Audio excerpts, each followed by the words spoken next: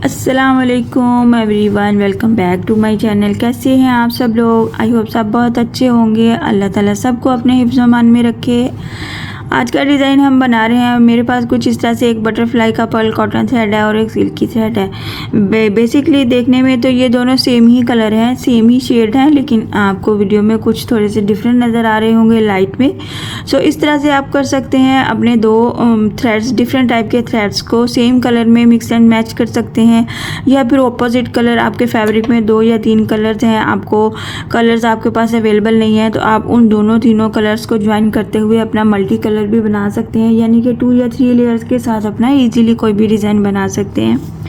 आज का डिज़ाइन हम बनाएंगे इन दोनों की सिंगल लेयर को यूज़ करते हुए। बहुत ही इजी और सिंपल है डिज़ाइन, बिल्कुल बेस रो के बगैर है, लेकिन अगर आप चाहें तो बेस रो बना सकते हैं। अगर किसी भी डिज़ाइन को विड्थ देना चाहते हैं, बढ़ाना चाहते हैं, हैवी लुक देना चाहते हैं, तो आप उसके नीचे पहले डबल क्रोशे के साथ बेस रो बना लीजिए। बहुत ही ईजी और सिंपल है।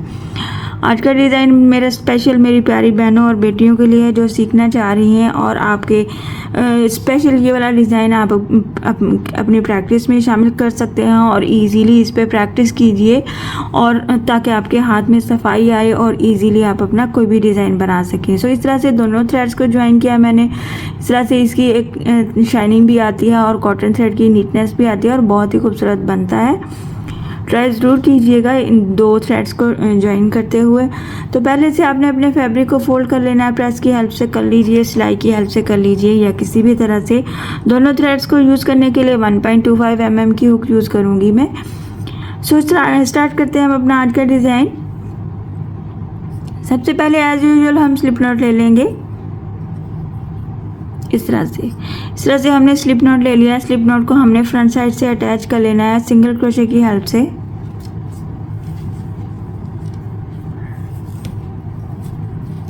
सिंगल क्रोशे करने के बाद हम क्या करेंगे, 3 चेन ले लेंगे यहाँ पे। 1 2 3 चेन के बाद हमें यहाँ पर डबल क्रोशे का बल ले लेना है, और इसी सिंगल क्रोशे के क्रॉस में कुछ इस तरह से। एक बार फिर से बता दूं, ये सिंगल क्रोशे है, यहाँ पे हमने डबल क्रोशे का बल लिया है, और ये जो हमने सिंगल क्रोशे बनाया है इसके क्रॉस में हमने इस डबल क्रोशे को बनाना है 1 टाइम, कुछ इस तरह से। ये हमारे पास एक पैटर्न बन जाता है 3 चेन प्लस डबल क्रोशे। इसके एज पे हमने क्या करना है, 3 पीकॉट्स बनाने हैं बिल्कुल एक रो में। 1 2 3 चेन ले लेना है। इस 3 चेन को इस एज वाले लूप में हमने सिंगल क्रोशे करना है, तो ये हमारे पास एक पीकॉट बन जाएगा, यानी कि एक बिल्कुल राउंड सा हमारे पास ये शेप बन जाएगा। इसको हम पीकॉट बोलेंगे।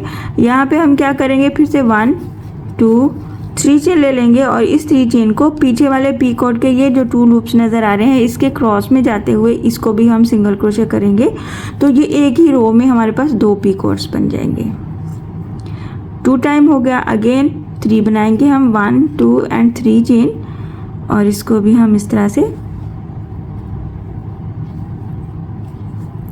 इस तरह एक रो में हमारे पास 3 पीकॉट्स बन जाते हैं, और 3 चेन प्लस डबल क्रोशे बनाया। ये एक ही रो में सब पैटर्न को बनाया हमने।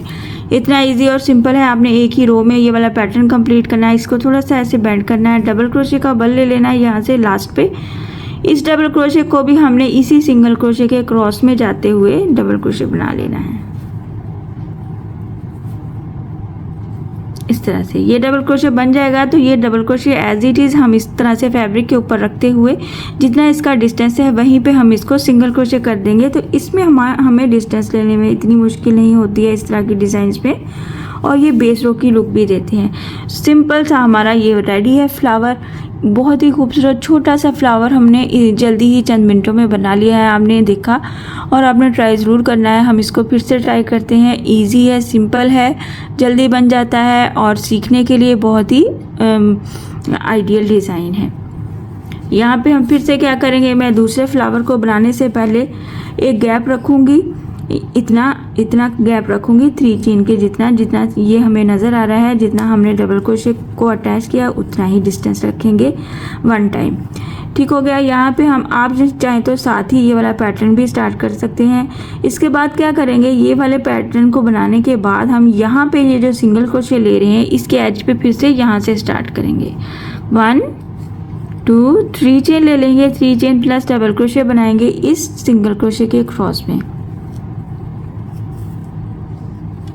1 टाइम डबल क्रोशे बनाया, 1 2 3 चेन बनाया इसके एज पे, इस 3 चेन को और इस डबल क्रोशे की लूप्स में से सिंगल क्रोशे करते हुए पीकॉट बनाया 1 टाइम, 1 2 3 चेन फिर से बनाया और इनके क्रॉस में पीछे वाले पीकॉट के क्रॉस में जाते हुए हमने इसको सिंगल क्रोशे बनाया। तो ये 2 पीकॉट्स बन जाते हैं हमारे एक ही रो में। अगेन 1 2 एंड 3 चेन बनाया फिर से, उससे पीछे वाले पीकॉट के क्रॉस में जाते हुए हमने इसको फिर से सिंगल क्रोशे किया। तो ये हमारे पास 3 पीकॉट्स एक ही रो में बन जाते हैं। इस तरह से आप जितनी मर्जी पीकॉट्स को एक ही रो में बना सकते हैं और फिर उनके साथ आप जो भी पैटर्न बनाना चाहें।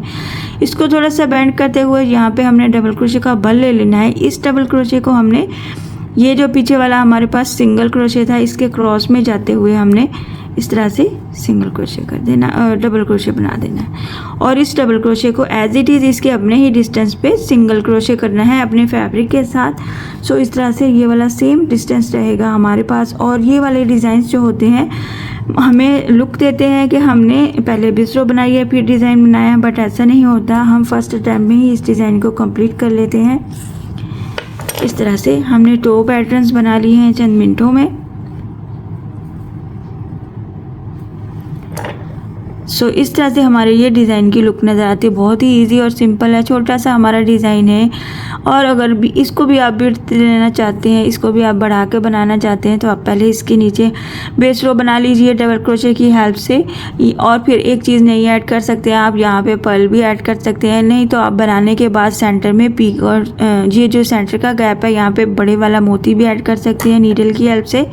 ज़रूरी नहीं है कि अगर आपके पास आपको नीडल ये हुक की हेल्प से मोती अटैच करना नहीं आ रहा है, तो आप कुछ डिज़ाइंस ऐसे होते हैं हम डिज़ाइंस बनाने के बाद नीडल में यही वाला थ्रेड इंसर्ट करते हो। ये थ्रेड इतना खूबसूरत है और इतना इजीली हम इसको किसी भी नीडल में थ्रेड इंसर्ट कर सकते हैं। और उसके बाद आप अपने किसी भी डिज़ाइन के सेंटर में, साइड्स पे, कहीं पे भी जहाँ पे भी अटैच कर सकें वहाँ पे आप अपने मोती पर्ल्स अटैच करके अपने डिज़ाइन को न्यू लुक दे सकते हैं।